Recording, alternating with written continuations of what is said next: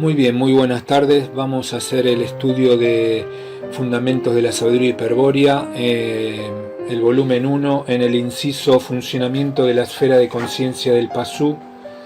Y lo que vamos a ver es el artículo F, que es Estudio Analógico de la Expresión Energética del Pensamiento del Pasú. A ver con qué nos sorprenderá aquí esta enseñanza, así que vamos allí porque el artículo F se extiende un poco. Entonces, directamente vamos allí. Dice: aquí vamos a exponer y a explicar varios importantes conceptos valiéndonos, como hasta ahora, de la analogía y la inducción. Entre tales conceptos se encuentra, en primer lugar, la expresión energética del pensamiento del Pasú, de la que convendrá especificar sus alcances para evitar el equívoco de confundirla con una función físico-matemática, es decir, con una relación entre magnitudes variables de un fenómeno físico a las cuales se puede medir empíricamente con instrumentos adecuados. Las magnitudes, potencia activa y energía psíquica son ciertamente variables, pero el fenómeno al que caracterizan es psíquico, no físico. Sin embargo, aunque el fenómeno que representa sea subjetivo, la estructura matemática de la expresión es perfectamente adecuada para describir sus propiedades evidentes. Primera, la potencia activa, el tiempo trascendente y la energía psíquica son magnitudes variables. Segunda, la potencia activa y el tiempo trascendentes son causa de la energía psíquica. Tercera, la energía psíquica varía en forma directamente proporcional a la variación de la potencia activa y del tiempo trascendente. Esta tercera propiedad es suficiente para justificar la formulación matemática, pues revela que entre las magnitudes existe una relación funcional. Pero la fórmula 4 proviene de un lenguaje combinado en el cual la potencia W y el tiempo trascendente TT son conceptos no numerables que expresan variación y entre los cuales se halla definida una ley de composición o función simbolizada con punto. Tal ley afirma que la variación positiva de cualquiera de ambas magnitudes determina la variación proporcional o racional de una tercera magnitud, energía psíquica. Así, aun cuando la fórmula 4, que describe un fenómeno psíquico, se asemeja a la 1, que responde a un fenómeno físico, el sentido que ha de darse a 4 es el recientemente expuesto: relación racional entre conceptos no numerables que expresan variación. En segundo lugar, vamos a definir un cuadrante analógico que nos permitirá representar sistemas simples, figura 13, en correspondencia analógica con la expresión energética del pensamiento. 4.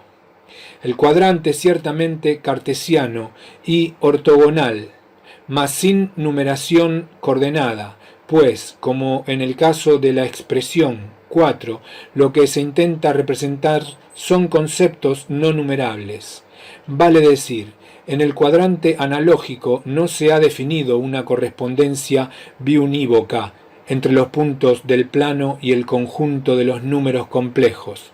Si así se hiciera, el cuadrante sería inadecuado para representar magnitudes psíquicas. Por el contrario, se ha definido rigurosamente una correspondencia conceptual entre el cuadrante y la estructura cultural, de tal modo que lo representado en uno refleja conceptualmente lo fenoménico del otro. Luego de esta aclaración ya podemos describir el cuadrante en cuestión. Ante todo hay que declarar que se trata del mismo sistema empleado en la figura 16 para mostrar al concepto como tajada de una relación. Allí se ve que el cuadrante XY es análogo al plano de significación sobre el que ha sido notado el significado de un esquema. El contexto significativo del lenguaje facultado determina que el significado notado sea sólo una tajada del esquema paralela al plano de significación. En la figura 17 podemos observar que el cuadrante analógico no difiere del que se empleó en la figura 16. Sin embargo, en la figura 17 hemos establecido correspondencias entre los ejes que no habíamos señalado en la figura 16. Al eje OX corresponde el concepto de tiempo trascendente y al eje OY corresponde el concepto de significado. Estas correspondencias responden a la necesidad de que el contexto significativo u horizontal mental en torno del significado sea un lugar geométrico en el cual el relieve del significado se puede representar con un símbolo equivalente. El tiempo trascendente, TT, en cuyo seno, según hemos visto, permanece sincronizado el microcosmos, aumenta a partir de O, en el sentido OX. El significado S o relieve sobre el horizonte de la significación continua aumenta a partir de O en el sentido OY. Con estas convenciones podemos suponer que en todo relieve sobre el eje OX su amplitud expresará el valor del significado en cada momento sobre el eje OY. Recordemos que el significado es el fundamento del pensamiento racional, el relieve sobre el horizonte de la significación continua. Es vivenciada como idea o concepto, cuando el pensar aprende al pensamiento de un sistema. Por lo tanto, la representación en el cuadrante analógico de un relieve o significado de un sistema adquirirá máxima fidelidad si se refiere a un sistema concreto, tal como el de la figura 13. En la figura 18, al solo efecto de brindar la referencia adecuada para señalar el relieve de un significado, se ha alineado el eje OX del plano analógico con un sistema simple de la estructura cultural del Pasú. Sobre esta disposición vamos a destacar dos cosas. Primero, ha de notarse que el tiempo trascendente aumenta en el sentido de la dimensión extensión. Esto quiere decir que el pensamiento de un sistema siempre insume tiempo trascendente, aun cuando el propio pensamiento sea vivenciado como intemporal por carecer de tiempo inmanente. Ocurre así por la falta de autonomía del microcosmos. Todo acto mental, aun los manifiestamente intemporales, como por ejemplo la imagen de un triángulo, es sólo un movimiento junto a otros que constituyen el proceso evolutivo del Pasú. Pero el Pasú, en tanto que microcosmos potencial, permanece en el tiempo trascendente donde tiene lugar la sincronización de todos sus movimientos. Aquí ya debe ser claro que el tiempo subjetivo del pensar no es el tiempo trascendente, puesto que aquel puede ser experimentado o no, mientras que éste siempre transcurre. En el Pasú no existen pensamientos absolutamente intemporales, pues todo acto mental insume tiempo del macrocosmos. La intemporalidad de un triángulo es una apreciación subjetiva producto de la reflexión, de detener al triángulo en la atención sin advertir la duración real del pensamiento que mienta al triángulo. Segundo, para facilitar la interpretación, en la figura 18 se ha desplazado al sistema XX del punto O u origen del tiempo. El rigor de la analogía exige, en cambio, que el primer principio coincida con el punto O que señala el momento en el cual el pensamiento explora al esquema en extensión. Vamos a suponer ahora que un pensamiento sobre el sistema de la figura 18 produce en el horizonte de la significación continua el relieve que muestra la figura 19. El símbolo triangular que se ha manifestado en el pensamiento puede ser percibido quizás como universal e intemporal, pero lo efectivo es que el pensamiento del símbolo registra una duración en el tiempo trascendente, mientras que dure el pensamiento sobre el sistema XX tanto más extensa será, analógicamente hablando, su dimensión, pues el sistema subsiste en tanto el microcosmos permanece. Hemos de dar ahora un paso importantísimo en la exposición al recordar la tesis del artículo B. La facultad traductiva es una función de la potencia activa. Estudiamos en el citado artículo que la potencia de una relación está siempre referida a la esfera de conciencia y que tal referencia la faculta para tomar horizontal el plano de significación en el cual ha de ser notado el significado. Esto es, naturalmente, un efecto subjetivo, pero si suponemos que el significado, cuyo relieve triangular se ha representado en la figura 19, se encuentra nivelado en un plano de significación horizontal con respecto a la esfera de conciencia, cabe preguntar, ¿cuál es el lugar geométrico de la esfera de conciencia en el cuadrante analógico? Respuesta: su lugar está fuera del plano, en dirección perpendicular a la figura 19. Para señalar tal dirección en la figura 19 tendríamos que agregar un tercer eje, o Z, ortogonal con los otros ejes y perpendicular al plano de significación. En la figura 20 se ha indicado en perspectiva la dirección de la esfera de conciencia por medio del eje analógico OZ. Comprobamos así que la referencia a la esfera de conciencia nos conduce a un sistema de tres ejes, X, Y, Z, que determina una especie de espacio analógico compuesto por tres cuadrantes, el ya descripto, YX o plano de significación y contexto. Otro, del cual no nos vamos a ocupar, es el ZY, y un tercer cuadrante es ZX, que aparece frontal en la figura 20 y al que denominamos plano temporal. La razón de que el eje OZ esté dirigido hacia la parte inferior de la figura 20 es que en dicho eje se debe representar analógicamente a los distintos niveles de energía psíquica de los símbolos que emergen hacia la esfera de conciencia. La energía de un símbolo en tránsito hacia la conciencia, según se verá, disminuye continuamente. En geometría analítica el eje OZ es negativo, vale decir, el valor que representa su ordenada Y disminuye a medida que aumenta la distancia al origen, O.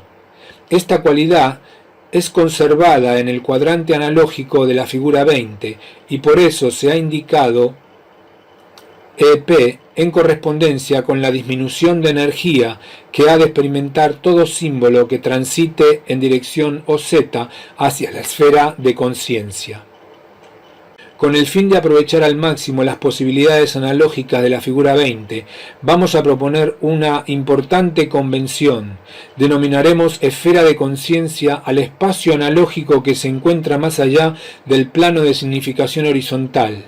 Este plano, que en la figura es YX, es horizontal, porque ha sido nivelado con referencia a la esfera de conciencia, tomado como centro de referencia de sí mismo. De acuerdo con tal convención, la esfera de conciencia es el espacio formado por la suma de los planos paralelos A, YX, que se encuentran más allá del plano YX, en dirección OZ. Ahora bien, ¿hasta dónde se extiende el espacio análogo a la esfera de conciencia? Respuesta: ante todo hay que considerar que la esfera de conciencia se compone de dos regiones bien definidas y distintas, la esfera de sombra y la esfera de luz. El espacio X, Y, Z, que se extiende más allá del plano horizontal, corresponde a la esfera de sombra y culmina en un plano común al espacio analógico de la esfera de luz, la cual se prolonga hasta la superficie exterior de la esfera de conciencia. En la figura 20, en su parte inferior, se representó un sistema de tres ejes, correspondiente a la esfera de luz, referido hacia la esfera de sombra y más acá de esta a la estructura cultural. El motivo de que ambos sistemas geométricos estén mutuamente referidos se debe a que, en la estructura cultural, el sujeto racional remite el pensamiento hacia la esfera de sí mismo de acuerdo a la referencia a sí mismo que propicia la potencia activa de la relación pensada y a que, en la esfera de luz, el sujeto consciente mira hacia la estructura cultural, hacia el plano de significación horizontal que, justamente, está nivelado con respecto a sí. Por otra parte, el plano común a ambos espacios analógicos se denomina umbral de conciencia y se lo puede ver representado en la figura 21. En resumen, más allá del plano de significación YX, en dirección OZ, se extiende el espacio analógico que guarda correspondencia conceptual con la esfera de conciencia, la cual se compone de dos regiones, la esfera de sombra y la esfera de luz. La esfera de sombra, espacio inmediato a la estructura cultural, concluye en una capa superior que se prolonga desde el umbral de conciencia hasta la superficie exterior, denominada esfera de luz. Consideremos ahora, en el ámbito de tal disposición espacial analógica, el pensamiento de un sistema de la estructura cultural del Pasú. De acuerdo con lo visto, el pensamiento puede ser racional y además consciente. Especifiquemos ambos conceptos. El pensamiento es racional, en primer lugar, cuando ocurre sobre la estructura cultural. En tal caso, el sistema pensado solo manifiesta en el pensamiento el relieve significado. Pero el significado es el fundamento del pensamiento. El relieve, que significa, es un símbolo que la potencia activa del esquema manifiesta en el contexto de un lenguaje. Tal símbolo puede ser, por ejemplo, el triángulo representado sobre el sistema XX de la figura 20 y en el plano de significación YX. Así, la figura 20 expresa analógicamente al pensamiento racional, mas, ¿cuándo un pensamiento, además de racional, es consciente? Respuesta: cuando en la potencia de la relación pensada existe una referencia a sí mismo. Entonces el símbolo significado es impulsado a moverse hacia la esfera de conciencia o esquema de sí mismo. Observemos que en este moverse hacia tenemos presente dos de las notas de la energía psíquica, el movimiento y la dirección, hacia. Cuando la potencia impulsa al símbolo hacia la esfera de conciencia, se efectúa, en realidad, su activación energética, la energía psíquica o energía con que la potencia ha activado al símbolo. Es tanto mayor cuanto mayor sea la referencia a sí mismo de la relación pensada. Más adelante se explicará el origen conmocionante de tal referencia. Analógicamente, la energía psíquica, EP, ha de disminuir en el sentido del eje OZ, con el cual guarda correspondencia conceptual. Exponer el concepto de pensamiento consciente de tal modo que justifique la expresión energética requerirá aún de varias definiciones y comentarios. Observemos por el momento la figura 21, a donde se ha representado el caso de que el símbolo de la figura 20 ha dispuesto de suficiente energía como para trasladarse a la esfera de conciencia, el símbolo I, situado sobre el sistema pensado, tránsito por la esfera de conciencia hacia la esfera de luz y se manifestó allí como I. Los siguientes comentarios explicarán tal acción. Primero, en las figuras 20 y 21, la esfera de conciencia se extiende como espacio analógico de representación más allá del plano horizontal YX. En el nivel de dicho plano se encuentra el sistema XX, que forma parte de la estructura cultural. Pero, según dijimos en otra parte, la estructura cultural es un sustrato de las esferas efectiva y racional, en las cuales se halla inmersa, dijimos también, en lo profundo, cerca de la memoria arquetípica, etc. Razonemos ahora del siguiente modo: si la estructura cultural se halla en lo profundo de las esferas afectiva y racional, entonces inmediatamente más allá de ella se encuentra la extensión de estas esferas. Pero acabamos de saber que más allá de la estructura cultural, es decir, más allá del sistema XX, se extiende la esfera de conciencia. Es evidente entonces que la esfera de conciencia y las esferas afectiva y racional están compenetradas entre sí, más allá de cualquier plano de significación. El problema es, ¿hasta dónde llega la triple compenetración de las esferas psíquicas? Respuesta: hasta el umbral de conciencia.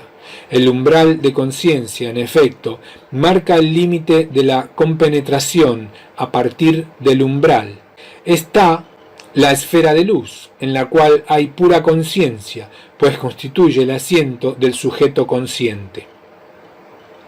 Ahora podemos explicar el origen del nombre esfera de luz. Analógicamente, conviene considerar a la esfera de conciencia como formada por dos esferas concéntricas y consecutivas, semejantes a dos capas de una cebolla.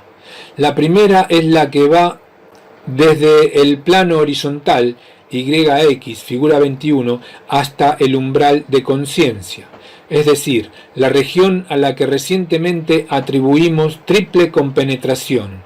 A esta región se le denomina esfera de sombra. La segunda es la que se extiende desde el umbral de conciencia hasta la superficie exterior de la esfera de conciencia, a la que llamamos esfera de luz. En resumen, la esfera de conciencia presenta una región inferior o esfera de sombra que es común a las esferas afectiva y racional, y una región superior o esfera de luz que es la única en la cual puede haber pura conciencia. Segundo, siendo que la estructura cultural está inmersa en las esferas afectiva y racional, por derivación de tal hecho, se suele señalar con acierto que determinado símbolo emergió a la conciencia. Con el mismo criterio diremos que la traslación de I a I es la emergencia de I. Esta alegoría se hará más patente si suponemos que el umbral de conciencia es análogo a una superficie líquida. Bajo ella está la esfera de sombra y más abajo aún la estructura cultural. Así, todo símbolo que se torna consciente debe emerger de dicha superficie líquida, como esos peces voladores que suelen surgir ante nuestra vista azorada para después hundirse nuevamente en la negrura del mar. Tercero, el esquema del sistema XX es la verdad de un ente. Al ser pensado, su potencia lo faculta para manifestar un relieve sobre un plano de significación horizontal. Tal relieve es el significado que fundamenta al pensamiento, el cual, por ser un término psíquico, tiene indudable naturaleza sémica. Por eso empleamos un símbolo I en las figuras 19, 20 y 21 para representar el relieve significado por el sistema XX. Ahora bien, cuando el sistema XX es pensado sobre un plano de significación, de la verdad del ente solo será vivenciado un concepto, es decir, una tajada del esquema sémico. Ver figuras 14, 15 y 16. Por lo tanto, el símbolo I de la figura 19 ha sido manifestado por un concepto del sistema XX y cabe preguntar, ¿qué relación existe entre el símbolo I, relieve significado por el pensamiento, y el concepto XX del cual procede? Respuesta: el símbolo I es la imitación del concepto XX, su réplica. Esta respuesta, desde luego, plantea nuevos interrogantes. Por ejemplo, ¿cómo hay que entender dicha imitación simbólica? ¿El signo I es idéntico, semejante o igual al concepto XX? Vamos a responder por partes a tales interrogantes. Ante todo, el signo I, y en general cualquier relieve significado, es igual al concepto XX, en el sentido de que guarda homología del modo estructural. Si no existiese igualdad, el símbolo y podría significar algo distinto del concepto XX, pero en ese caso no sería un relieve significado del concepto XX, pues éste solo puede significar lo que el concepto significa. El absurdo de esta posibilidad demuestra la necesidad de que todo relieve significado sea igual, homólogo al concepto que significa. Por otra parte, es evidente que una cosa es el símbolo y otra el concepto XX, o sea, aunque sémicamente iguales ambos elementos no son idénticos, guardan algunas diferencias entre sí. Las principales son las diferencias de dimensión, que se tornarán claras luego de recordar las determinaciones del concepto XX. Comencemos por la relación XX. Esta posee extensión, comprensión y potencia. El concepto XX tiene igual extensión, pero menor comprensión que la relación XX que traduce. Por eso, analógicamente, mientras la relación XX se representa como un barrote cilíndrico, el concepto es sólo una tajada de dicho cilindro. Figura 16. La comprensión de una relación es análoga al volumen del cilindro, de manera que la menor comprensión del concepto se expresa en el menor volumen de la tajada. Siendo iguales en extensión, concepto y relación, el menor volumen es función del espesor de la tajada. La menor comprensión, hay que tenerlo presente, indica que el concepto solo puede expresar un aspecto de la verdad del ente. Con otras palabras, la comprensión de una relación expresa cuán apto es su esquema para contener la verdad del ente, cuán cerca están sus cualidades simbólicas de coincidir con el designio. La menor comprensión del concepto causa que algunas de tales cualidades o notas queden excluidas de su significado, que el concepto exprese un aspecto de la verdad del ente. Solo yendo a lo profundo del concepto, al núcleo connotativo, es posible percibir la verdad bajo otro aspecto, con nuevas cualidades no comprendidas hasta ese momento. Pero para ello es necesario notar el significado en otro lenguaje, vale decir, en otro plano de significación. Consideremos ahora al símbolo I, manifestado por la potencia del concepto XX. Ambos elementos son sémicamente iguales, aunque difieren en sus dimensiones. Si tenemos en cuenta que el símbolo I de la figura 19 es efecto del concepto XX, hemos de concluir que tanto la extensión como la comprensión del concepto están igualmente presentes en el símbolo I. La extensión del concepto, en efecto, es denotada en el símbolo I por la duración durante la cual se manifiesta en el pensamiento. La comprensión del concepto es función del espesor de la tajada e igual al volumen de ésta. Podemos convenir en que el espesor del símbolo y su volumen son iguales a los del concepto tajada. La extensión del concepto es igual a la duración del símbolo. La comprensión del concepto es igual a la comprensión del símbolo. ¿Cuáles son, pues, las diferencias de dimensión que impiden a concepto y símbolo ser idénticos? Respuesta: la diferencia radica en las dimensiones potencia y connotación. La potencia del concepto es causa de la manifestación del símbolo que lo imita. Por eso el símbolo I no posee potencia sino energía, vale decir, movimiento y dirección hacia la conciencia. Y el símbolo I, o cualquier relieve, significado equivalente, no posee connotación, puesto que sólo existe en su plano de significación horizontal. En síntesis, el símbolo I es semejante al concepto XX que lo produjo. No es idéntico porque el símbolo I es un relieve que solo existe en el plano de significación horizontal que nivela a su contexto significativo, en tanto que el concepto posee un núcleo connotativo que es común a muchos otros planos de significación oblicuos. También se diferencia en que, mientras el concepto es parte de un enlace estructural que le impide tener movimiento, el símbolo I tiene movimiento y dirección, en tanto tal energía le alcance para subsistir en el pensamiento o en las esferas psíquicas. A pesar de estas diferencias, el símbolo I es semejante al concepto porque es estructuralmente homólogo a este. En general, todo símbolo producido por la potencia de un concepto a imitación suya es homólogo con él, vale decir, posee el mismo modo estructural.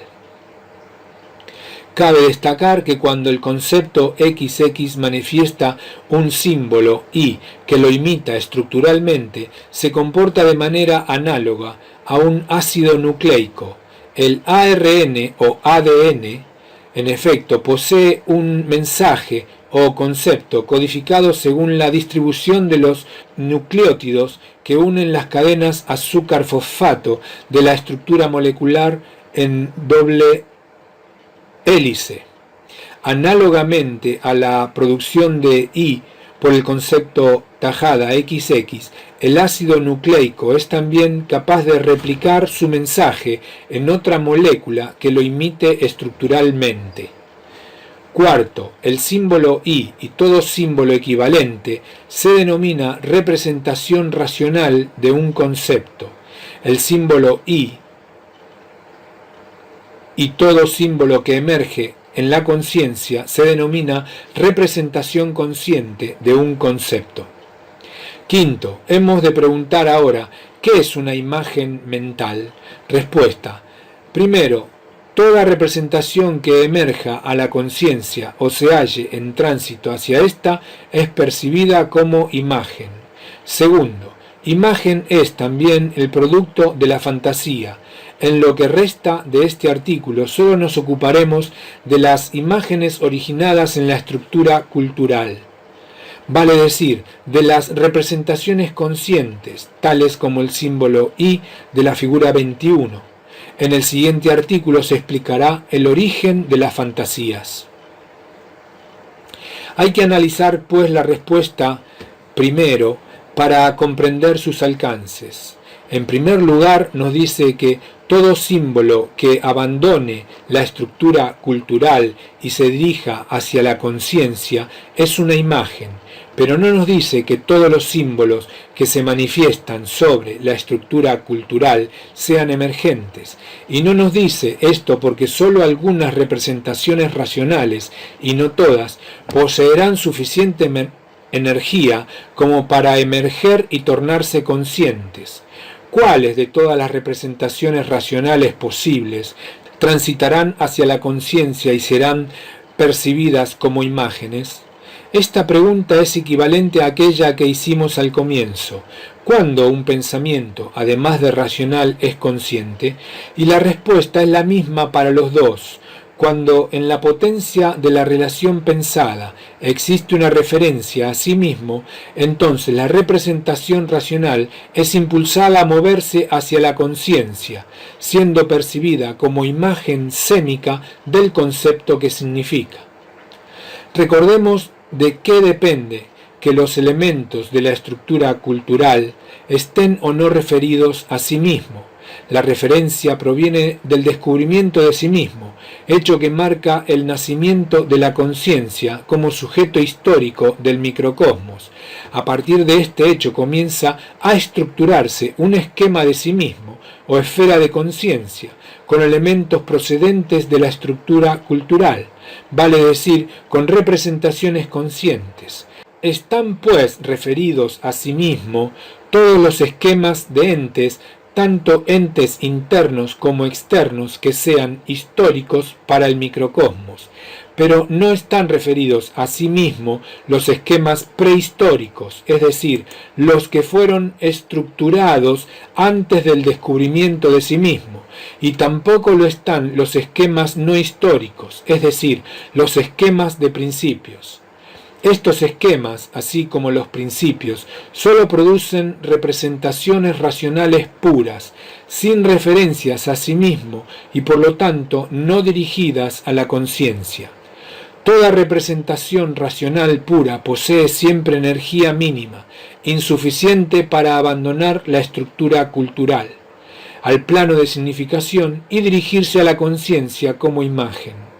En cambio, las representaciones racionales producidas por esquemas con potencia referida a sí mismo siempre poseen energía suficiente como para intentar la emergencia. Tal diferencia de energía en las representaciones racionales está causada, según se dijo, porque la potencia en unos esquemas está referida a sí mismo y en otros no. El por qué la potencia referida a sí mismo produce más energía en la representación que una potencia prehistórica o no histórica, hay que buscarlo en el efecto conmocionante que el descubrimiento de sí mismo y toda alusión a él causa en el microcosmos. En el siguiente comentario veremos con detalle la causa de tal efecto conmocionante.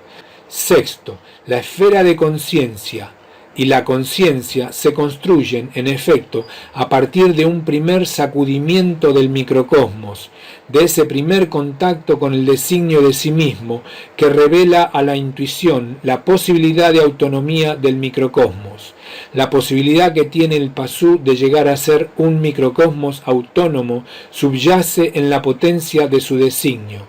El descubrimiento del designio de sí mismo permite intuir en un relámpago que estremece todas las esferas.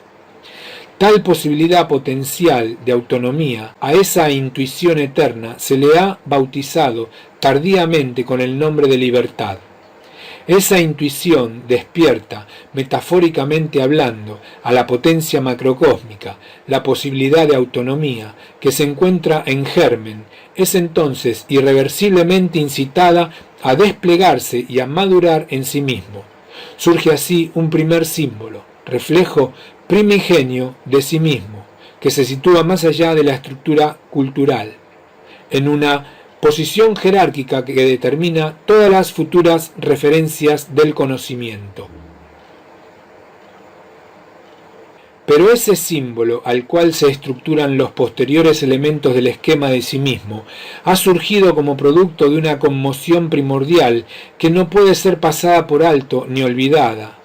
El esquema de sí mismo es memoria representativa, y la primera representación que memoriza corresponde a una experiencia cuya impresión lacerante jamás podrá ser superada por otras experiencias posteriores. Hay, pues, un dolor original, subsumido en la esfera de conciencia, que perdura en toda su historia y constituye el fundamento de la centralidad referencial de que la hace objeto la razón.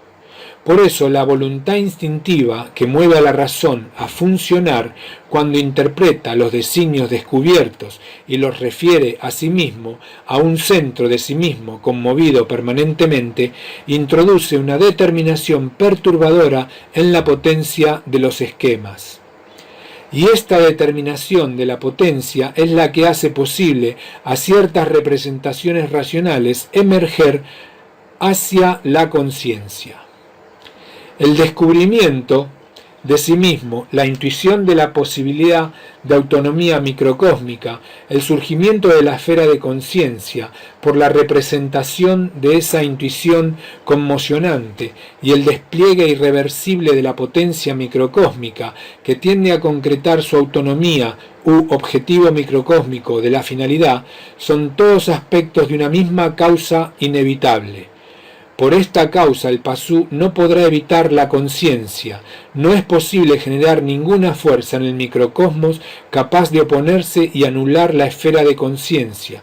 Por el contrario, toda acción de la voluntad instintiva, toda operación de la razón, hace crecer el esquema de sí mismo, de más complexión a la esfera de conciencia. En suma, nada hay más opuesto a la conciencia que la indiferencia. La intuición de la posibilidad de la autonomía microcósmica es el principio de una autoindividuación consciente. Su nota principal es la diferencia, evidente e indudable, entre sí mismo y el mundo, entre micro y macrocosmos. De esta diferencia surge la conciencia, y por eso en toda representación consciente no puede existir la indiferencia de sí mismo. Tal como veremos más adelante, en la idea, objeto del sujeto consciente, hay una primera intención o dirección hacia sí mismo que constituye la diferencia real con el sujeto. Tengamos presente que, a medida que la esfera de conciencia crece, el sujeto consciente radica en ella su pensar e intenta desde allí ejercer el control total de la estructura psíquica. El sujeto en la esfera de conciencia es la manifestación más elevada del alma del pasú, la cual ha intuido la posibilidad de autonomía y procura concretarla, situándose en la posición más favorable. Tal sitio, desde donde todo pensamiento apunta y contribuye a la individuación, puede ser entendido analógicamente como la capa exterior de la esfera de conciencia, o sea, la esfera de luz más allá de el umbral de conciencia en la figura 21.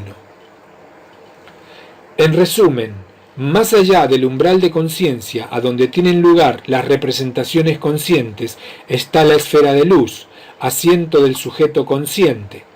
Este es quien aprende las representaciones conscientes u otra clase de objetos ideales y quien también y principalmente es capaz de promover el pensamiento desde la esfera de conciencia.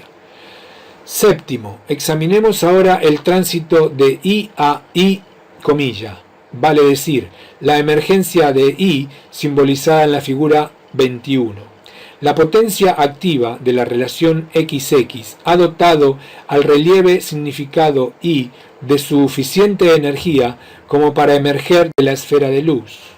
Las notas principales de la energía psíquica, según vimos en el artículo Esquema de sí mismo y energía psíquica, son el movimiento, la dirección y la intensidad.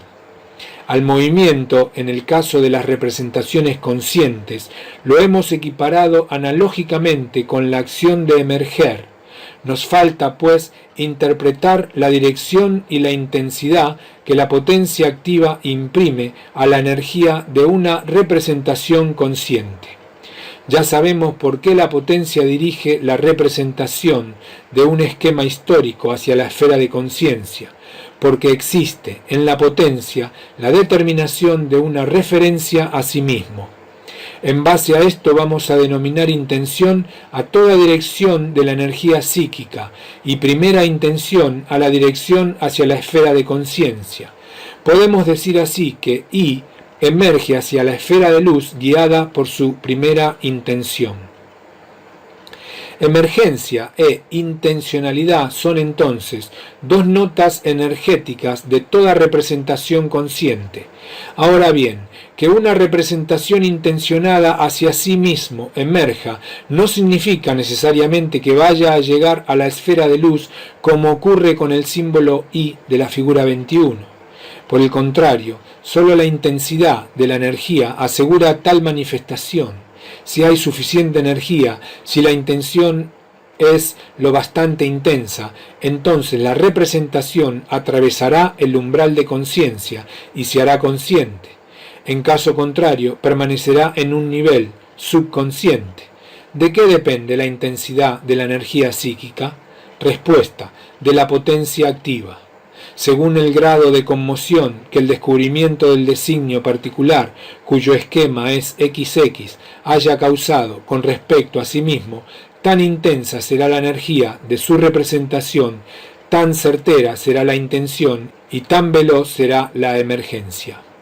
Sin embargo, estas notas no alcanzan a explicar por sí solas el fenómeno de la representación consciente en la esfera de luz. En física, el concepto de energía está asociado al concepto de resistencia o gasto, sin el cual aquella sería incomprensible. La energía no tendría sentido, en efecto, sin la posibilidad de su consumo.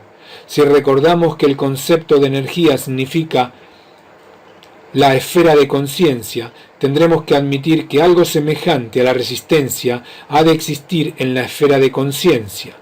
Y realmente existe una oposición a la emergencia que consume gran parte de la energía de las representaciones. Tal resistencia se denomina opacidad intrínseca de la esfera de sombra. La opacidad intrínseca tiene su origen en la triple compenetración de las esferas de conciencia, afectiva y racional, en que consiste la esfera de sombra.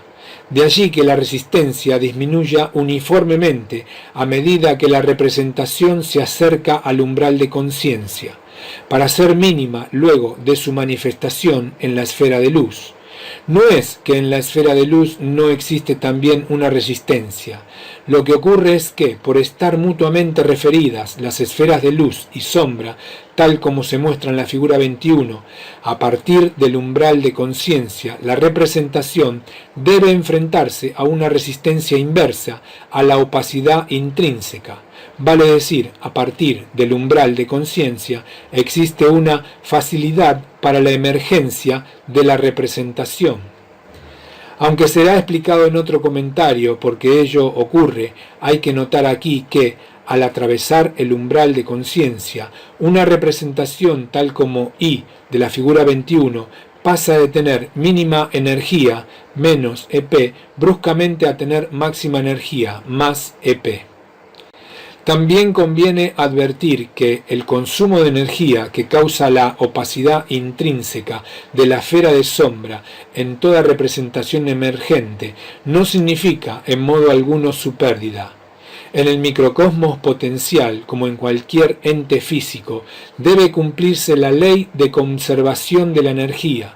Con respecto a la energía psíquica, la ley analógica sería la siguiente: energía total de la esfera de sombra, EPS, más energía total de la esfera de luz, EPL, igual constante, K, o sea, EPS más EPL igual K. 5. Como la energía psíquica es una magnitud variable, la expresión analógica anterior nos dice que si uno de los sumandos disminuye, el otro ha de aumentar proporcionalmente para que la suma permanezca constantemente igual a K. La cantidad de energía constante K varía naturalmente de un pasú a otro. En un pasú particular, por ejemplo, rara vez puede ser alterado el valor de K de manera significativa a lo largo de la vida, pues el mismo depende fundamentalmente de factores genéticos hereditarios y en menor grado de la evolución que pueda lograr el sujeto anímico. Solo el viria, tal como veremos en la segunda parte, es capaz de desequilibrar la ley de conservación de la energía psíquica y recibir un aporte ilimitado de energía por medio del bril.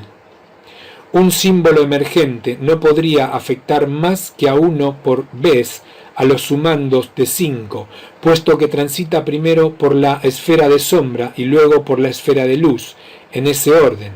Esto quiere decir que la energía que el símbolo pierde por causa de la opacidad intrínseca en realidad es absorbida por la esfera de sombra y almacenado en ella.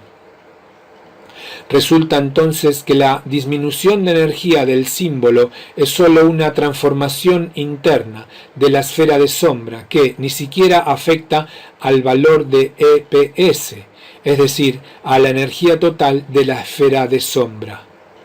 Octavo, sabemos que, durante su emergencia, todo símbolo se dirige hacia la esfera de luz. La dirección es una nota de la energía psíquica a la que llamamos intención. la primera intención de una representación la dirige hacia la esfera de conciencia o, más concretamente, hacia la capa superior de la esfera de conciencia, hacia la esfera de luz.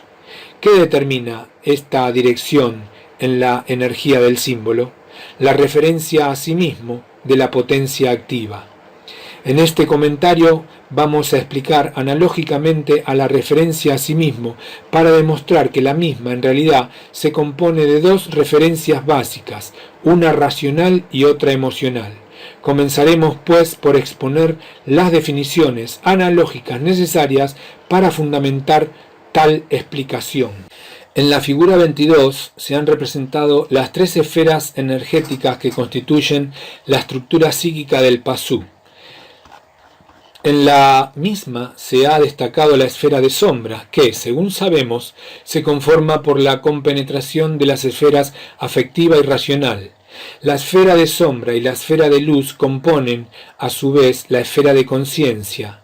También se ha creado el nivel del umbral de conciencia. Vamos a aplicar ahora la importante definición, apoyándonos para su explicación en la figura 22. Se trata de la orientación energética del campo racional y del campo afectivo.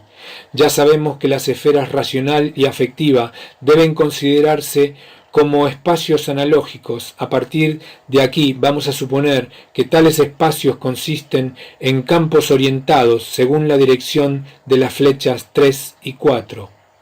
Esto debe entenderse así. Todo símbolo situado en la esfera racional, pero fuera de la esfera de sombra, experimenta una fuerza de campo que lo impulsa en dirección al cerebro.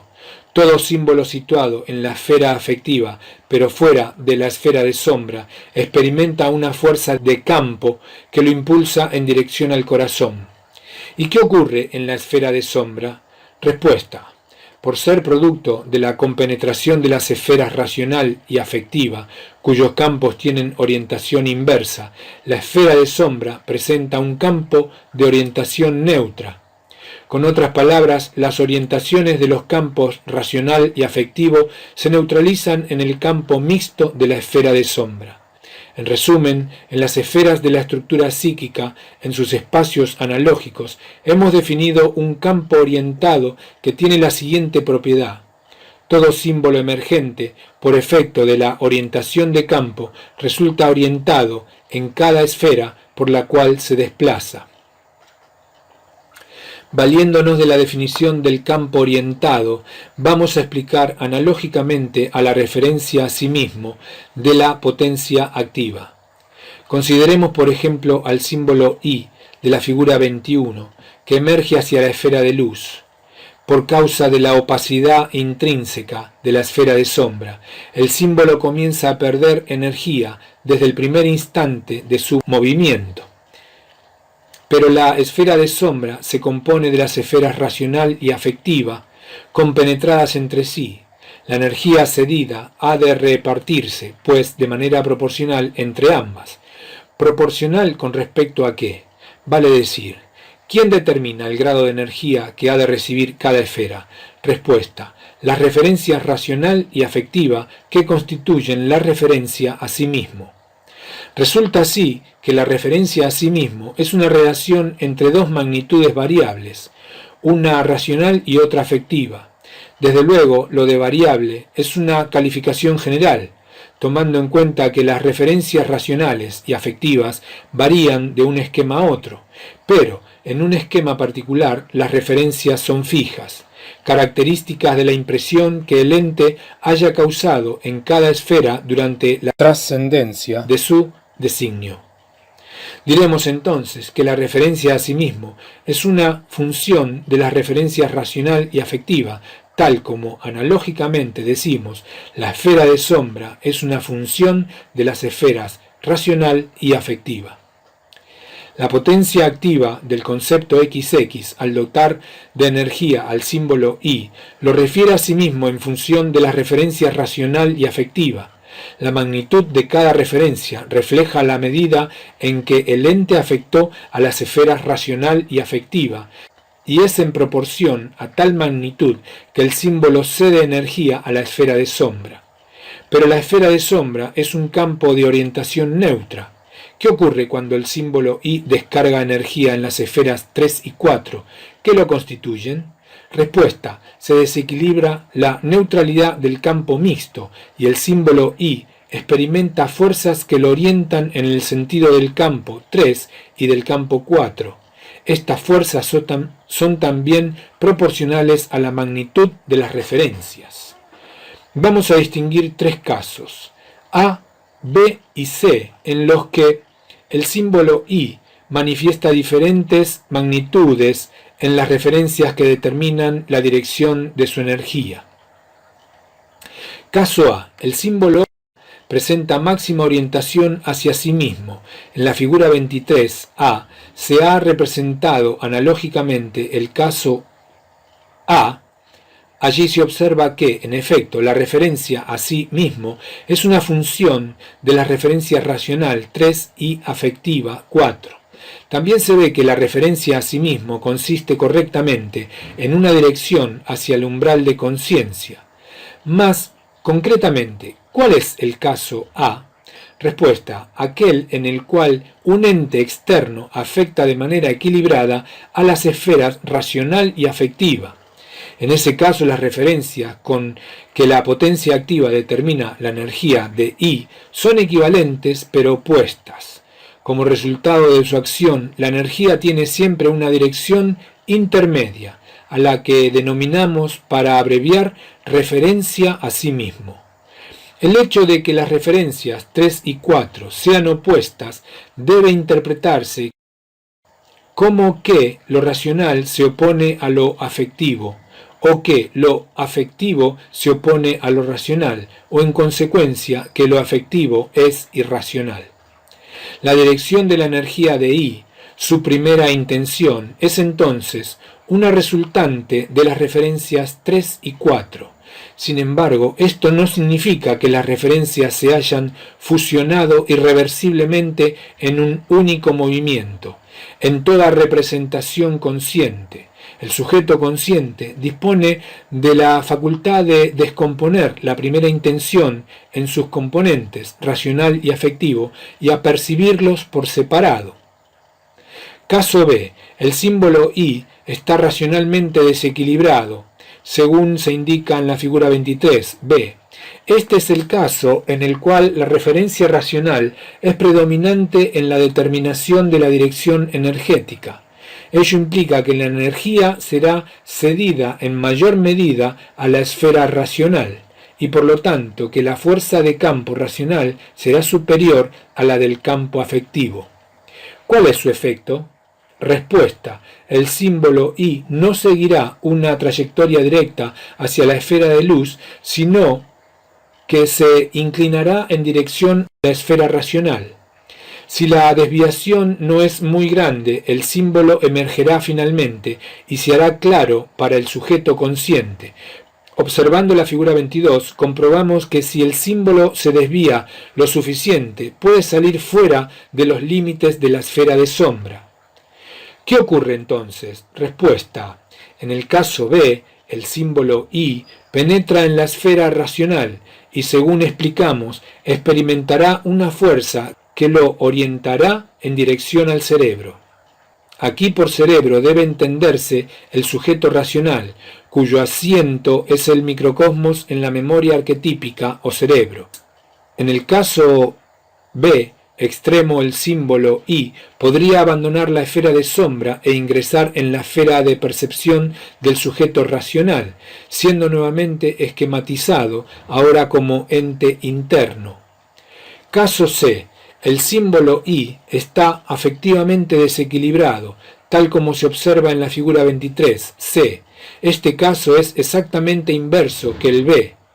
La referencia afectiva es mayor que la racional y el símbolo cede más energía a la esfera afectiva. En consecuencia, su dirección se desvía de la esfera de luz y se inclina hacia la esfera afectiva.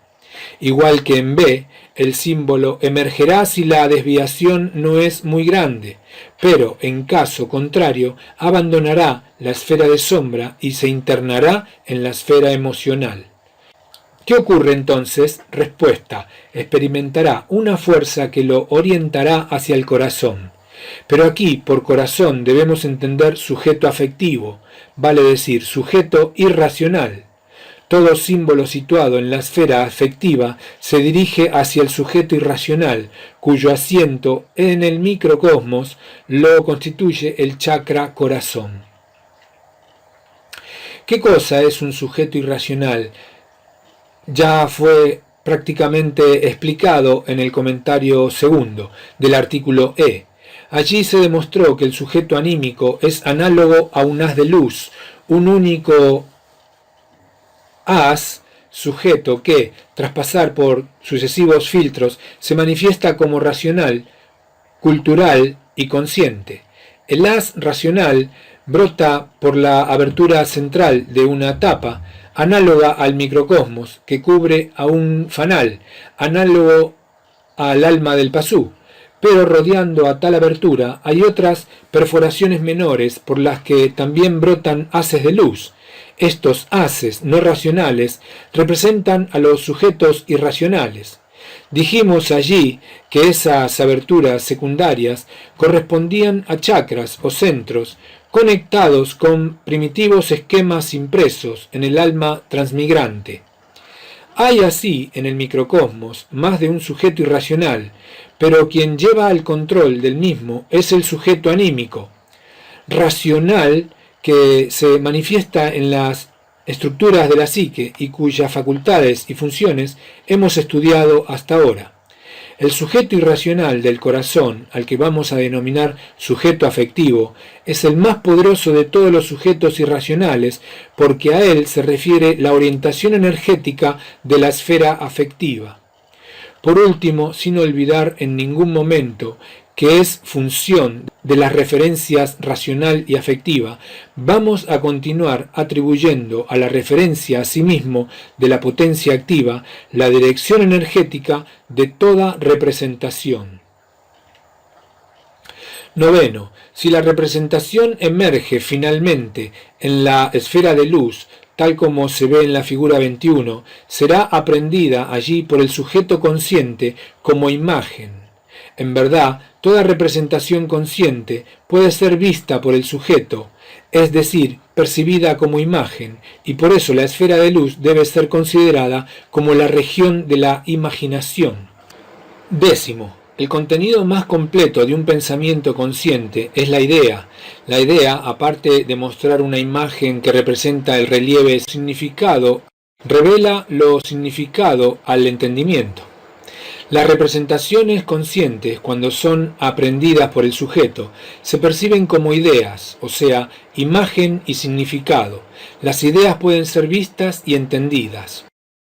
Por el contrario, las representaciones racionales que ocurren sobre los sistemas de la estructura cultural no son, rigurosamente hablando, ideas, pues no pueden ser objeto de una visión eidética por parte del sujeto consciente, si bien son entendidas por el sujeto cultural. No obstante, para evitar confusiones, hemos de denominar ideas sin imagen a las representaciones racionales e ideas con imagen, o simplemente ideas a las representaciones conscientes. 11. La esfera de sombra es lo que últimamente los psicólogos han denominado inconsciente. Si queremos equiparar los conceptos aquí expuestos, son sus equivalentes de la psicología analítica de Carl Gustav Jung. Podemos comenzar por asimilar el inconsciente colectivo personal o la memoria arquetípica del modelo estructural. Notamos que la memoria arquetípica se encuentra en la región más profunda de la estructura psíquica. Si observamos la figura 21, vemos allí a la esfera de luz, la más elevada región psíquica donde se manifiesta el sujeto anímico. Si miramos desde allí hacia la esfera de sombra, advertimos que bajo ella está la estructura cultural, con el sistema XX cuyo plano de significación se nivela con respecto a la esfera de luz. Y más abajo aún, recién se encuentra la memoria arquetípica. Naturalmente, al decir debajo del umbral de conciencia, estamos hablando en términos energéticos, Por ejemplo, debajo del plano horizontal XX significa debajo de cero energía, es decir, en la región de la potencia.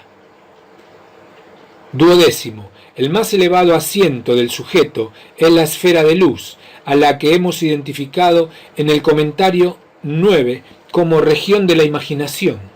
Al sujeto consciente le resulta natural, en efecto, percibir representaciones conscientes, es decir, imágenes, en la esfera de luz. La nota principal de toda representación consciente es la claridad, concepto que vamos a exponer en detalle para constituir una clave para comprender al pensamiento consciente del Pasú. Comencemos por definir el término. La claridad se refiere, ante todo, a una propiedad que permite distinguir a unos objetos de otros, y en cada uno de ellos sus cualidades. Sin embargo, esta propiedad no pertenece a la esfera de luz, como podría pensarse, es decir, no se trata de que una cierta luz se derrama sobre los objetos y los torna claros, sino que depende de los objetos mismos. Es una propiedad objetiva. Naturalmente, los objetos que aparecen claros en la esfera de luz son ideas, vale decir, imágenes que emergen a la conciencia provenientes de la estructura cultural. Pero una imagen, para continuar con el ejemplo de la figura 21, es sólo un símbolo, tal como I, que emerge hacia la esfera de luz. El símbolo I es la manifestación del concepto XX sobre el plano horizontal de la significación continua, que emerge por causa de la potencia activa del concepto XX, porque la potencia está referida a sí mismo. Por eso, la sustancia del símbolo I consiste sólo de energía psíquica, EP. Ahora bien, si la claridad de la imagen es una propiedad objetiva y el objeto consiste sólo de energía psíquica, es evidente que la claridad es función de la energía. Por esta propiedad es que resulta conveniente considerar a la energía psíquica como una especie de luz. Entonces, a mayor energía, más luz en el símbolo y mayor posibilidad de emerger a la conciencia.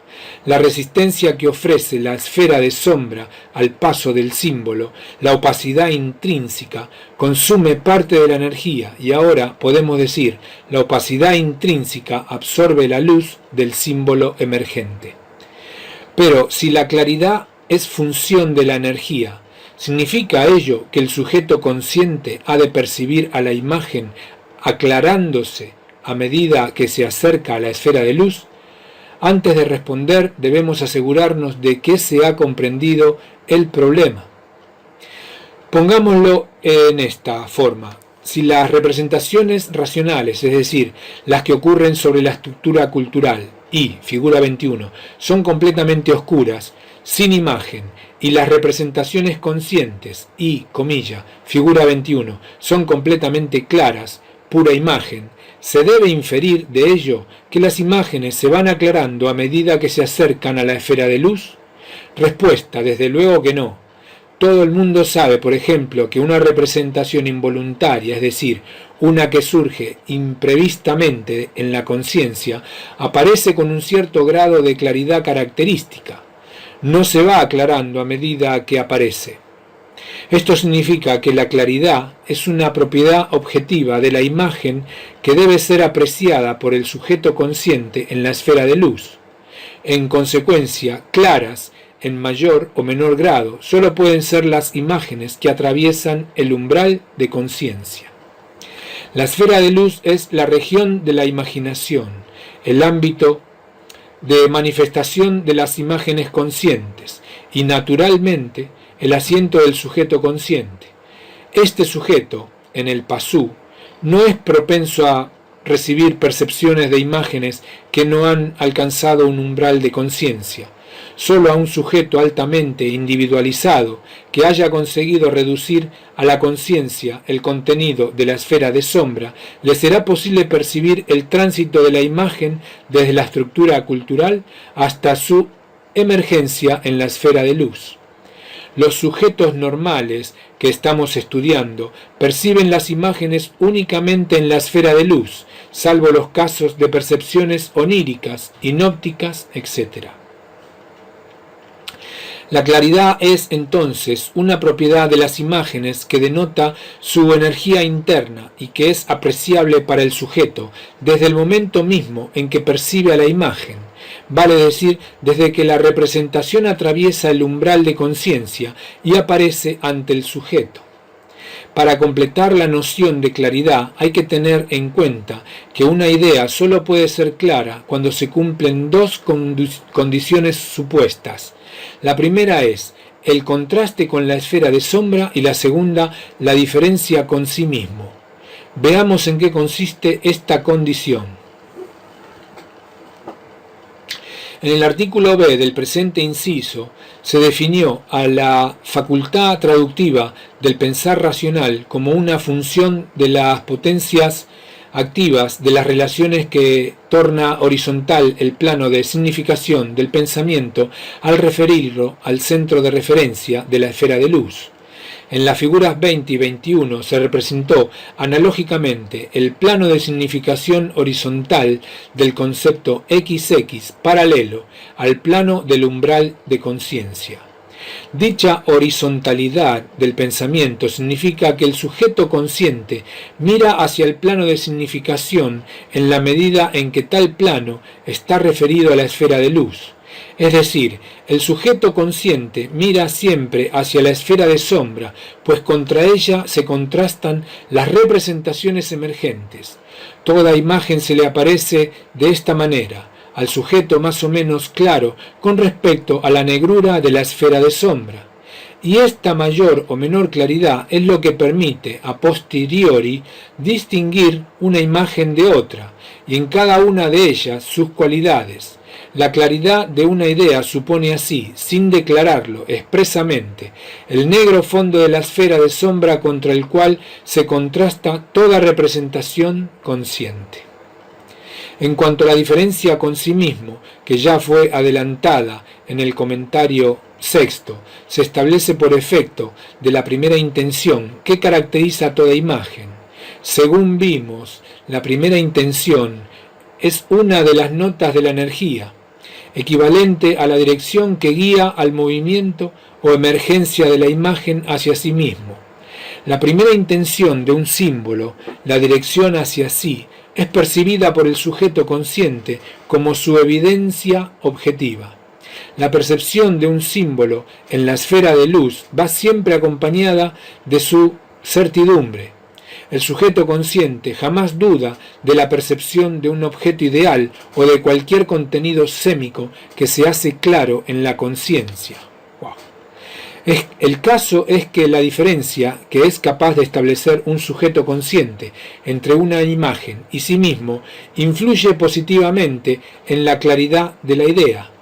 A mayor diferenciación de la representación por el sujeto, mayor claridad objetiva de aquella y por lo tanto mayor claridad de su evidencia.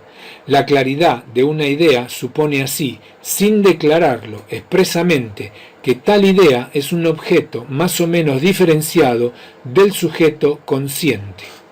13. Vamos a estudiar ahora uno de los fenómenos clave del pensamiento consciente, cuya formulación es la siguiente. Todo símbolo que emerge en la esfera de luz actúa frente al sujeto como el representante de un arquetipo. Vale decir, el símbolo se despliega en un proceso evolutivo que tiende hacia una perfección final o entelequia. Durante dicho proceso, el símbolo enajena la atención del sujeto. Hay que observar que decimos como el representante de un arquetipo y no como un arquetipo. Aclaremos esto. Por arquetipo, ante todo, se entiende a aquellos paradigmas que constituyen el plano arquetípico y a semejanza de los cuales se conforma el orden del plano material. Estos son, según se explicó en el inciso finalidad y suprafinalidad, los arquetipos universales del macrocosmos. Pero en el microcosmos, o cuerpo material del Pasú, existe una réplica invertida del plano arquetípico, la memoria arquetípica o cerebro. La memoria arquetípica está compuesta por arquetipos invertidos, que son cada uno el reflejo de los arquetipos universales. Tal como se expuso en el inciso memoria arquetípica y razón, los arquetipos universales no pueden ser conocidos racionalmente, vale decir, a través de la esfera sensorial, y, por lo tanto, son irrepresentables para el sujeto consciente. No ocurre lo mismo con los arquetipos invertidos, pues las operaciones de la razón los actualizan en la estructura cultural como principios o símbolos arquetípicos de una relación. Toda representación racional de una relación, por ejemplo, I, figura 21, puede emerger como representación consciente, I, comilla, figura 21, frente al sujeto consciente. Una representación consciente, conforme a lo ya explicado largamente, es la emergencia en la esfera de luz de la imitación sémica de un concepto, es decir, de la verdad del ente notada en un lenguaje. Lo que representa la representación es, entonces, la verdad del ente y lo que verá el sujeto consciente. Su idea será la imagen del ente, la copia del esquema que la potencia activa de la relación manifestó como relieve en el horizonte de la significación continua. Pero el esquema del ente, el cual imita la representación, es un símbolo complejo, compuesto de símbolos arquetípicos que representan a su vez a los arquetipos invertidos de la memoria arquetípica. Quiere decir que una representación consciente, la imagen de un ente vista idealmente por el sujeto, representa en verdad al conjunto de símbolos arquetípicos que integran la subestructura del esquema. No resulta ahora difícil entender que toda representación consciente, o el símbolo en que ésta consiste, representa en realidad a uno o varios arquetipos. Mas tal representación de arquetipos no es consciente, es decir, no será notada por el sujeto consciente, porque sólo el esquema en su integridad estructural ha sido intencionado por la potencia activa, y no así los símbolos arquetípicos que lo componen. Los símbolos arquetípicos, aunque fundamentan y conforman toda imagen, permanecen subsumidos en ella, integrados en la forma total sin destacarse.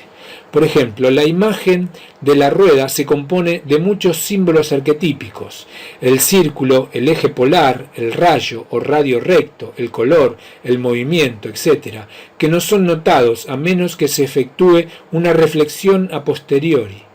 Sin embargo, la imagen de la rueda puede rodar frente al sujeto y éste sólo podrá detenerla haciendo uso de la voluntad, o poniendo energía volitiva a la energía intencionada de la imagen en movimiento.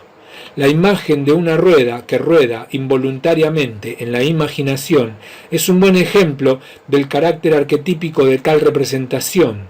Su rodar, su movimiento, es la apreciación subjetiva del proceso entelequial objetivo con que la imagen, símbolo arquetípico o conjunto de ellos se despliega frente al sujeto consciente. Pero no es necesario que la imagen esté en movimiento para demostrar que constituye un proceso. Basta solo con que permanezca en la esfera de luz, con que registre duración en el tiempo trascendente, para que el proceso se desarrolle.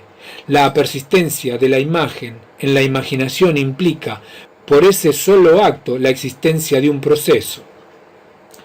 Hasta aquí tratamos de mostrar el hecho de que toda representación consciente es un fenómeno activo, dueño de una dinámica propia que compite en fuerza con el sujeto consciente. Examinamos ahora la causa de tal hecho valiéndonos de la figura 21. Vemos en ella parte del desarrollo analógico de un pensamiento consciente. El desarrollo completo se estudiará en el próximo artículo. En un primer momento, el pensamiento ocurre sobre la estructura cultural. El sujeto cultural vivencia la relación XX y nota el significado en el contexto significativo de un lenguaje. Entiende así la verdad del ente como concepto XX, el cual se representa racionalmente en el plano de significación horizontal, XX. El símbolo I es la representación racional que imita al concepto XX, es decir, que es homólogo a este. Pero I es una manifestación energética de la potencia activa y sus notas son la emergencia, movimiento, la primera intención, dirección hacia la esfera de luz y la intensidad. Si la energía es suficiente, toda representación racional puede emerger hacia la esfera de luz. En la figura 21 se advierte, proyectada con líneas de puntos, la emergencia de I. Hay que notar en este momento que durante el tránsito por la esfera de sombra o umbral de conciencia, la energía de I va disminuyendo debido a la resistencia que le opone la opacidad intrínseca. El mínimo valor de la energía, menos EP min, es alcanzado en el nivel del umbral de la conciencia, el cual, sin embargo, atraviesa toda la energía con que la potencia activa había dotado a I, energía referida intencionalmente a sí mismo. Se consumió el trayecto o umbral de conciencia, es decir, fue cedida a la esfera de sombra de acuerdo con la ley de conservación de la energía estudiada en el comentario séptimo.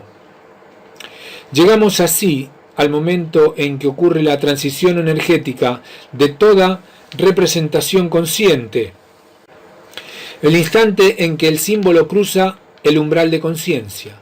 El fenómeno es el siguiente: antes del umbral de conciencia, en el último espacio de la esfera de sombra adyacente a umbral de la conciencia, el símbolo I posee mínima energía, menos EP min, y máxima inercia emergente.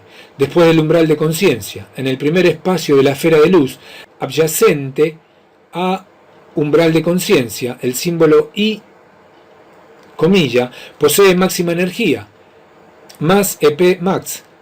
Al atravesar el nivel del umbral de conciencia, ocurrió, pues, una importante transición energética en el símbolo I. Para comprender este fenómeno debemos recordar la expresión energética del pensamiento del Pasú. W.TT igual EP. Esta expresión nos dice, en primer lugar, que la energía EP es función de la potencia W. Y, en segundo lugar, que la potencia se puede convertir en energía y la energía en potencia. Aplicada a un símbolo, tal como I, la expresión energética afirma que toda disminución de la energía durante la emergencia debe reputarse como un aumento de su potencia para recibir energía equivalente. Un símbolo emergente posee, pues, potencia activa, aunque en forma inversa a una relación. La potencia activa de la relación es positiva, capaz de dotar por sí misma al símbolo de la energía suficiente para emerger. La energía del símbolo proviene de una manifestación actual de la potencia activa. En cambio, la potencia activa del símbolo emergente es negativa, producto de la disminución de energía que ha cedido a la esfera de sombra durante el tránsito hasta el umbral de la conciencia. La potencia activa negativa de un símbolo predispone a éste para tomar la energía faltante, y es esa potencia replegada en el símbolo emergente lo que la impulsa a desarrollar un proceso entelequial y la que causa la transición energética de menos EP min a más EP max. Punto. Cuando el símbolo I se encuentra en el nivel exacto de umbral de conciencia, es decir, en el plano del umbral de conciencia, su energía es 0 y su potencia máxima. Al concluir la esfera de sombra, desaparece la opacidad intrínseca y el símbolo deja de perder energía. Al penetrar en la esfera de luz, su potencia lo predispone para tomar energía.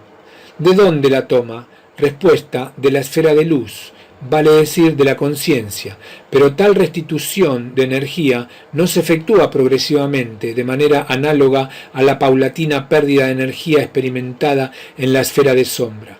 Por el contrario, al atravesar el umbral de conciencia, el símbolo toma de una sola vez toda la energía que le demanda su potencia negativa. Por eso, toda representación consciente aparece con claridad ante el sujeto. Pero en esta aparición, el símbolo dispone ahora de energía propia e intenta desplegar frente al sujeto aquello que lleva en germen tras la forma simbólica. De la potencia con que un símbolo atraviesa el umbral de conciencia depende la región de la esfera de luz en la que haya de manifestarse. El símbolo I, por ejemplo, se estabiliza frente al sujeto consciente en el nivel umbral de conciencia, ver figura 21. El nivel de estabilización de toda representación consciente se alcanza en un solo movimiento que comienza en la estructura cultural. En la figura 21, esto significa que el símbolo I emerge desde el plano de significación hasta el nivel umbral de conciencia, en un solo movimiento, progresivo hasta el umbral de conciencia y brusco hasta umbral de conciencia. En el nivel de estabilización acaba la emergencia y comienza el proceso. La estabilidad de una representación es vivenciada por el sujeto como la aparición de la imagen, como un símbolo que de pronto emerge y se hace claro en la conciencia. Pero tal estabilidad no indica quietud, sino que señala solo un cambio en la actividad del símbolo. A partir de allí comienza un proceso entelequial que puede enajenar completamente la atención del sujeto, a menos de que éste disponga de suficiente energía, o sea, voluntad, como para contrarrestarlo. En la segunda parte de estos fundamentos, al estudiar la ética hiperbórea, será considerado de importancia capital y en base a ello se desarrollará toda una tipología humana, el momento de la estabilización del símbolo en la conciencia. Por eso conviene anticipar ahora que al aparecer el símbolo frente al sujeto se establece entre ambos una tensión dramática. En ese caso el pasú solo atina a reaccionar de una manera que le es característica. Sin embargo, tras el encadenamiento de los espíritus hiperbóreos, existen tres clases de hombres sobre la tierra: el pasú, el virya y el siddha. Particularmente el virya, que puede ser perdido o despierto, exhibe reacciones distintas a la del pasú, una tipología basada en la actitud del sujeto consciente frente a un símbolo sagrado, que más adelante se definirá, es altamente reveladora sobre el grado de confusión estratégica que representan los hombres, en particular quienes procuran liberarse del gran engaño. Y ese dato es imprescindible de conocer antes de elegir una vía hiperbórea de liberación. Esta necesidad justifica ampliamente el largo estudio analógico que hemos empleado para tornar inteligible el funcionamiento de la estructura psíquica del pasú. 14. El fenómeno psíquico que hemos simbolizado en la figura 21 puede interpretarse también desde el punto de vista psicológico. En ese caso hay que considerar que el sujeto cultural ha pensado el sistema XX. Cuando el sujeto cultural mienta el sistema XX, el contenido del pensamiento se denomina juicio sintético a priori. Pero el mentar un sistema equivale, según ya vimos, a notar el concepto de una relación entre principios. Vale decir, la facultad traductiva permite al sujeto cultural notar la relación como concepto en el contexto significativo de un lenguaje. Y el significado que fundamenta el pensamiento es un relieve en el horizonte de la significación continua, o sinónimamente, un símbolo manifestado en el plano de significación horizontal. Esto último corresponde a la representación racional I de la figura 21. Pues bien, el símbolo I, que es homólogo al concepto XX, lo denota en todo momento, aun cuando emerge a la conciencia, pero en los términos del lenguaje contextual. Es así que el símbolo I es siempre una expresión conceptual, a posteriori del juicio sintético a priori en que consiste el pensamiento del sistema XX. Todo símbolo o representación que emerge a la conciencia es significativo en un lenguaje contextual. Con otras palabras, todo símbolo, tal como I, denota un concepto, tal como XX, aún aquellos símbolos que representan a un mito y cuyos lenguajes contextuales, según se verá más adelante, son completamente desconocidos para el sujeto. En resumen, un juicio sintético a priori, mentado por el sujeto cultural, se transforma en un símbolo conceptual representativo, a proposición, para el sujeto consciente. Desde el punto de vista del sujeto consciente, el símbolo I, además de representar una imagen, denota el significado del concepto XX en el lenguaje contextual del plano horizontal YX. En el símbolo I, entonces, hay una proposición implícita en el significado denotado. El sujeto consciente, por causa de la barrera energética del umbral de conciencia, ve con claridad solo la imagen I, comilla, y percibe su significado en forma proporcional, ignorando en principio la forma original del juicio sintético. Naturalmente, la forma proporcional del significado es adecuada para la expresión sociocultural que exige el objetivo macrocósmico de la finalidad, comunicar el significado a los miembros de la comunidad cultural y poner el sentido en los entes. Pero la ventaja que la forma proporcional implica para el objetivo macrocósmico se transforma en desventaja desde el punto de vista nociológico para el objetivo microcósmico de la finalidad.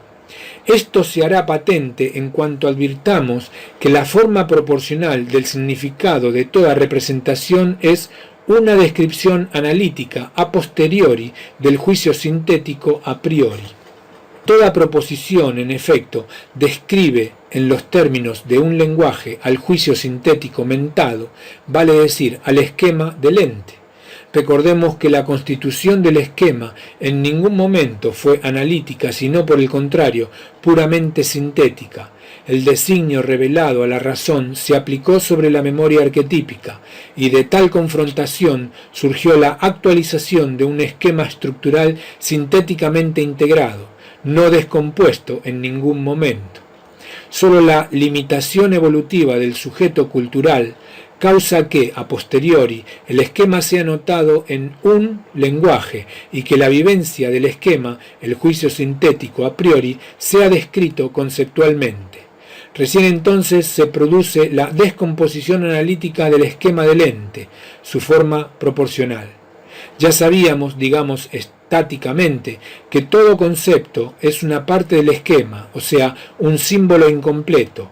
Ahora vemos dinámicamente que toda representación supone un significado proporcional del concepto que significa y que, por eso, es también un símbolo incompleto. De aquí la desventaja apuntada al ignorar el juicio sintético a priori. Al racionalizar su intuición, el sujeto consciente solo dispone de una mera descripción conceptual como fundamento significativo de la representación consciente, lo que constituye una grave variedad del daltonismo nociológico. Para mostrar de manera clara la impresión que la forma proporcional del significado introduce en el pensamiento, consideremos el sistema XX ya estudiado. El mismo consiste de un par de principios opuestos y de una relación o esquema del ente. En el esquema existe, como símbolo arquetípico, una réplica de los principios relacionados. Cuando el sujeto cultural vivencia el sistema XX, ocurre el juicio sintético a priori, pero inmediatamente tal vivencia es racionalizada por la facultad traductiva y del sistema XX, solo es notado el concepto XX en un lenguaje contextual, mas el concepto XX es parte de la relación y no incluye, por su potencia pasiva, a los principios. La representación del concepto XX bajo su forma proporcional sólo denotará al sujeto consciente una parte de la relación o esquema del ente, con exclusión absoluta de los principios que enlazaban y sostenían al esquema en la estructura cultural. Pero al Al abstraer el esquema de sus soportes principales, la relación pierde su carácter del enlace y es intuida individualmente, no como el esquema del ente, sino como el ente mismo. De allí que la descripción lingüística que supone el concepto consista en un análisis semiótico, es decir, un análisis semiótico del concepto XX tomado como el todo del ente. Queda claro, pues, que una descomposición semiótica del concepto con vistas a su descripción ha de ser incompatible con su comprensión, es decir, con la captación de su volumen analógico, de su complexión sémica. El efecto de esto es la desubstancialización de la relación por la extrema abstracción de que la ha hecho objeto la facultad traductiva. El sujeto cultural no percibe a la relación entre principio sino al concepto de la verdad del ente, al que representa proporcionalmente, y el sujeto consciente percibe a la forma proporcional del significado como una descripción del ente consistente en un conjunto de símbolos o propiedades relacionados entre sí de acuerdo con la modalidad lógica del lenguaje. Pero estas relaciones de la proposición son insubstanciales, pues la energía de la representación se concentra en los símbolos que la componen, símbolos que corresponden a primitivas propiedades del esquema. Toda proposición, entendida esta como la descripción lingüística del concepto de un esquema, tiene una ley energética inversa a la del sistema que representa y describe. Esto es, mientras que en un sistema los principios tienen potencia pasiva y no son notados, y su relación tiene potencia activa y es notada, en una proposición los términos tienen potencia activa y la relación potencia pasiva. Así, los términos que suelen consistir en sujetos y predicados tienen un evidente peso, una mayor sustancia que las relaciones que los ligan. He allí la desventaja de percibir el significado como una descripción lingüística. La representación consciente como imagen del ente puede aparecer ante el sujeto consciente muy nítida, clara, vívida, etc., pero su significado puede estar a la vez descompuesto analíticamente en una descripción de los símbolos que constituyen la imagen, sin que resulte para nada clara la validez de las relaciones lingüísticas que los unen. La visión hiedética del sujeto consciente, por ejemplo, podría recibir la imagen del ente y abstraer sus propiedades con toda claridad, en tanto opere con la fantasía sobre la composición sémica de la imagen. Mas si reparase en la proposición que describe lingüísticamente aquella imagen, no le aparecería tan clara la forma en que los términos o propiedades se relacionan. Como conclusión hay que tener presente que un concepto directamente mentado en la estructura cultural sobre la relación ha de diferir notablemente de su descripción proporcional. Por eso no se debe confundir jamás a un concepto estructural con su definición lingüística. El concepto, aun cuando sólo corresponde a un aspecto del esquema sémico, es siempre evidenciado sintéticamente como subestructura. Su representación, por el contrario, lo describe analíticamente en forma proporcional, lo define en términos de un lenguaje. La forma proporcional, sin embargo, es perfectamente eficaz a los fines del objetivo macrocósmico. Mas no debemos olvidarlo, la proposición como expresión descriptiva de la verdad del ente es también un símbolo incompleto. Bueno, he leído todo de corrido y realmente en algunos momentos me perdí completamente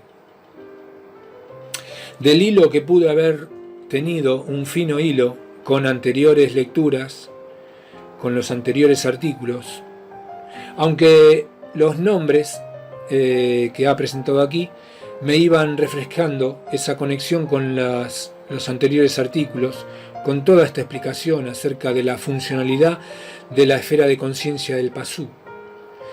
Y bueno, nada, es la primera lectura que se le hace. Y todo esto en un punto muy interno, uno lo comprende, lo acepta y lo comprende. Pero al querer entenderlo, con la mente tridimensional, netamente, todo esto se complica porque está presentado como un estudio profundo, analítico, de cómo funciona el pensamiento en el Pasú. Y es algo académico, es muy profundo, no es simple. Si bien se alcanza a entender, hay que releer y mientras tanto ir reconociendo en uno mismo cómo esto funciona, para luego dejar de reaccionar o dejar de responder y de poner sentido a los símbolos y a todo lo que uno va entendiendo de lo que está conformada esta Matrix y de cómo funciona todas estas imágenes y fantasías que surgen de adentro de uno conforme a todo lo que hemos estudiado, que yo en este mismo momento no lo podría explicar. Así que nada, un gusto, 1 hora 47.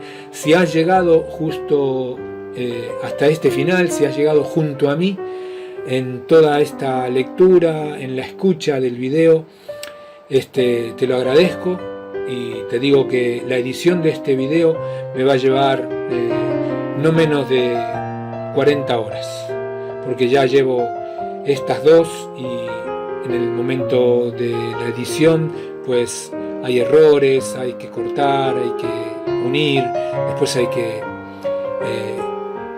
poner las imágenes de la lectura junto con el recorrido de la voz, de la lectura, y por lo tanto hay que trabajar muy minuciosamente y lleva 1 hora 45, es muchísimo.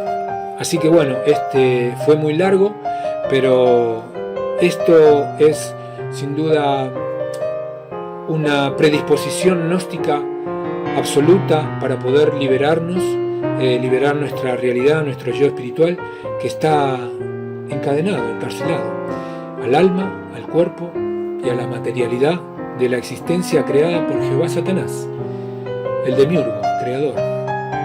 Eso es todo, nos vemos en el próximo video y muchas gracias. Hasta pronto y que estés bien. Chao.